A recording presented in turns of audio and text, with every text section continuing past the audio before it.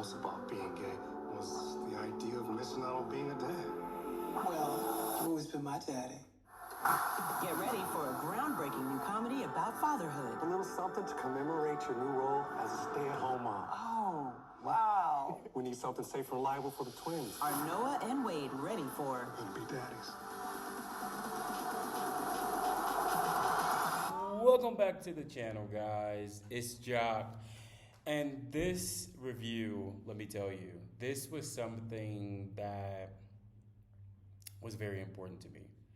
This was a show that raised me. This was a show that kind of showed me a reflection of myself when I was younger. This show was a lot of things to me. And when I heard that it was coming back, I was like, oh my God, they're coming out with a movie. And if you don't know what I'm talking about Noah's Ark, the movie on Paramount Plus. And because it was a reboot, not a reboot, sorry, it was a more like a movie. They've already had one movie, but I don't think that movie was that big. I think it was just on logo. But if you guys don't know, this is Noah's Ark. If you know, you know. I'm not going to give you guys a backstory. But when I thought and I saw it, I'm like, oh my God. I don't know how to feel about this because so many emotions between all of these characters, between Noah, between Wade, between Chance, and this one right here that has always been just like mother, which is Rodney. But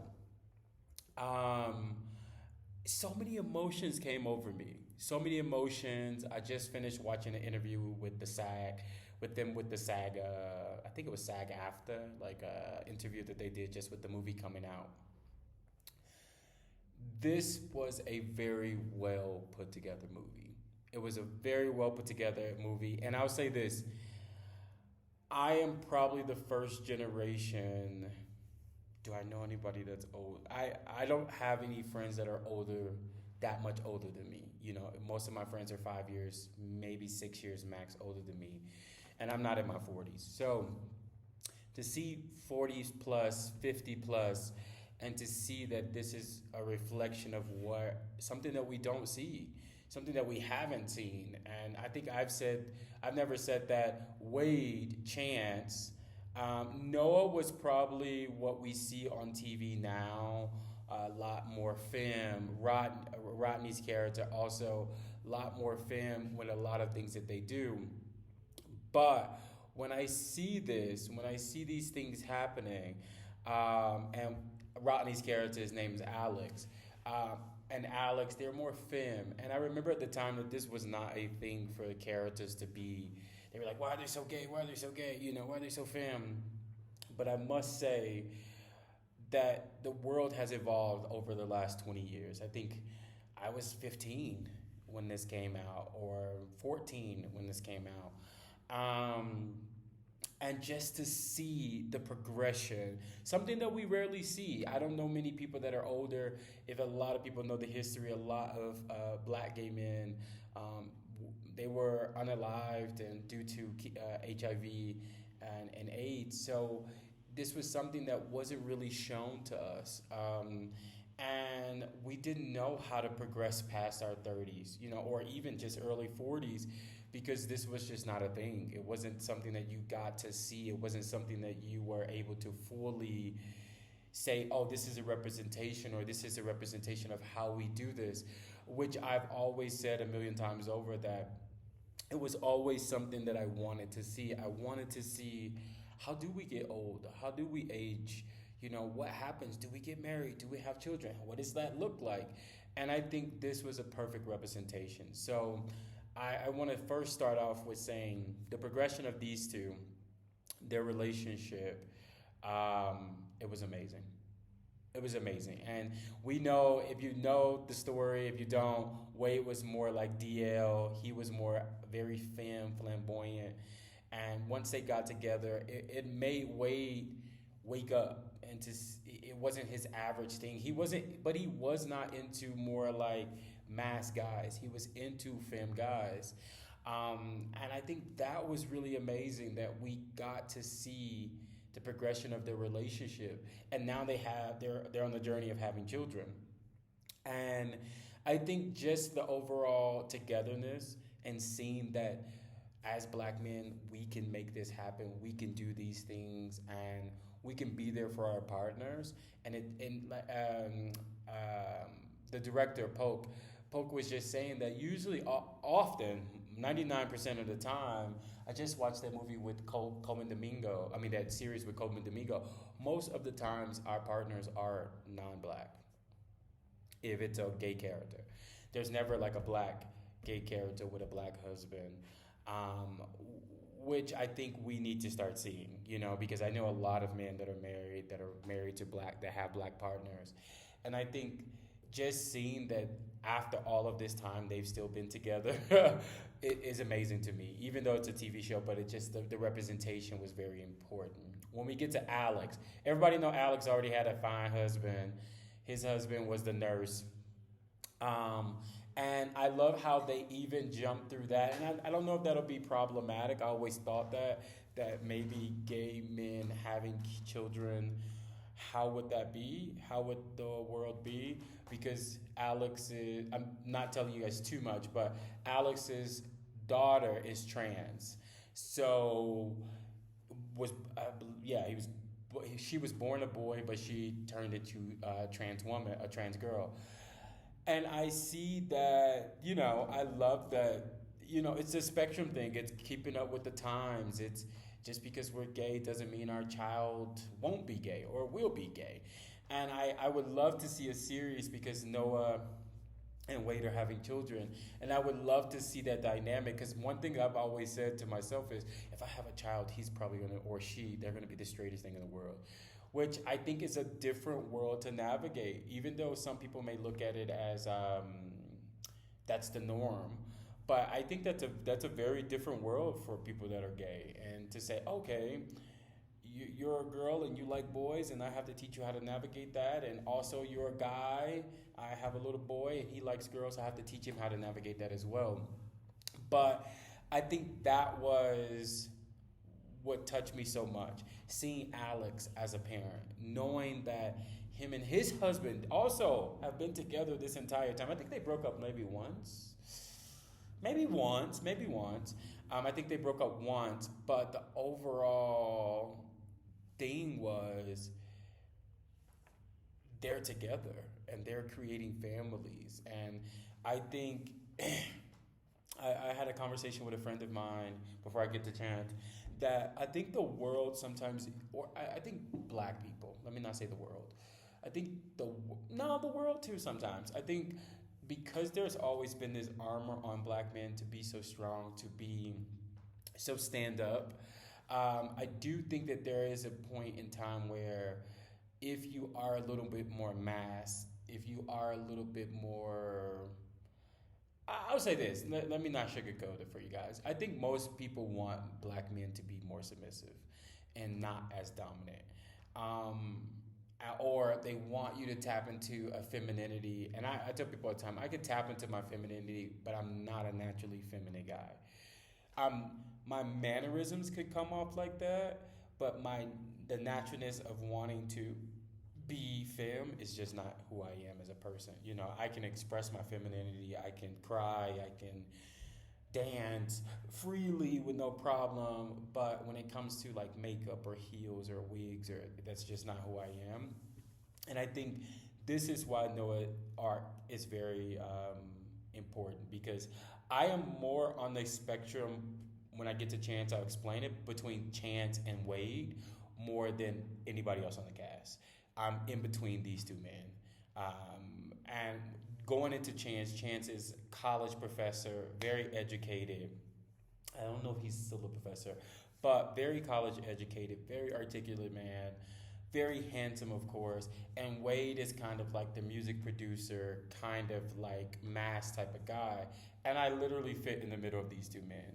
And I think seeing that representation is why I think Noah's Ark is very important. Now, without getting too much into Chance's story, Chance was married. Was he always married? He had a daughter as well with his husband. And this story with him and his husband takes takes a very interesting turn, I would say, without giving out the movie too much. But I love how Chance has always been able to stay on course of being very professional and not the traditionally what people see gay men as, because in this world I would separate Wade and Chance and Noah and Alex. Alex and Noah are more into their femininity. They're more open to it. Chance will play around with it, but it's just not who he is. He's more like I don't want to say a nerd because I love nerds, but like a nerd, like I'm a professor. I don't need to do all of that. I'm not going to do all of that. That's not what's going to happen. Wade is just like a guy. And I really, really resonate with Wade because I am just a guy. And I think that's very important to let people know. And I think people oftentimes think gay and they think flamboyant or this or that, and I'm like, I'm just a guy. You know, if you ask my sisters, you ask my family, it's like he's just him. He's never changed. Even when he came out, he's still the same person, and that's just me.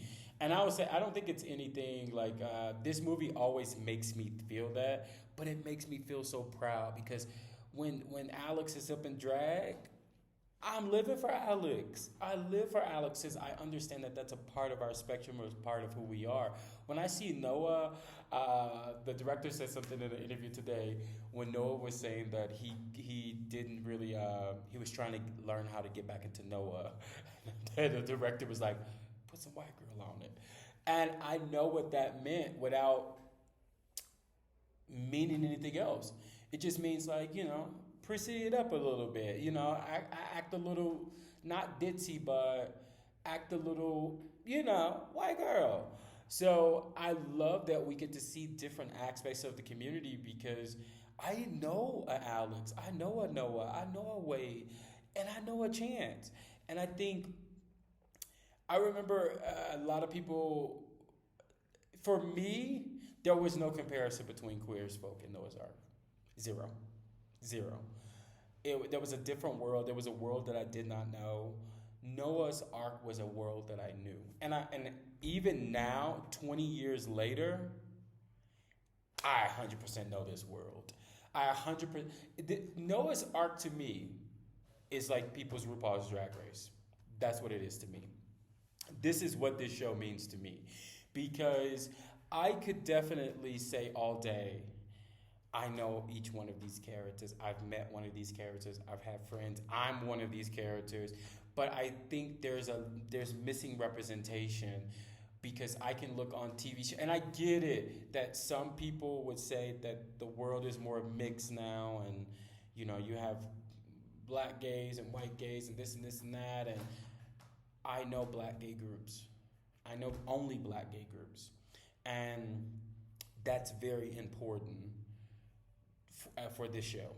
And I hope they get a series. Please give them a series. I'm not somebody that's gonna go off about something if it's not what I think it should be. You know, like I thought, because I think Jump in the Broom was good, but it was kind of corny. But if you think about when Jump in the Broom came out, everything was corny. You know, like I was like, okay, Martha's Vineyard, blah, blah, blah, blah. But this hit the fucking nail on the head. Like, I know, this felt so current. It felt, and I say that because I've seen so many things where I tell people that's so dated. That's not what's happening right now. That's not what's going on in the community right now. You're out of touch with the community. The director, these characters, they were spot on in every way. They were so spot on. They did what needed to be done, and that's what makes me happy. Like, I was sort of nervous at the beginning, and I'm like, how is this gonna play out? How is this? And I was so blown away with what happened. None of it seemed corny. Everything seems real life. And I even asked myself a question like, are you feeling this way because you've missed it for so long, or if you haven't seen this representation? And I'm like, Noah's Ark, I'll be honest, Noah's Ark would fucking bring me back to watching scripted TV. 100%. 100%. Like, these characters were played very well. They all. Oh, I forgot about Ricky too. Ricky's not on. Ricky's right there. I'm sorry. I'm sorry, Ricky. I was just thinking like, well, no, for them. But Ricky also. Ricky. Let me just give him his flowers. Ricky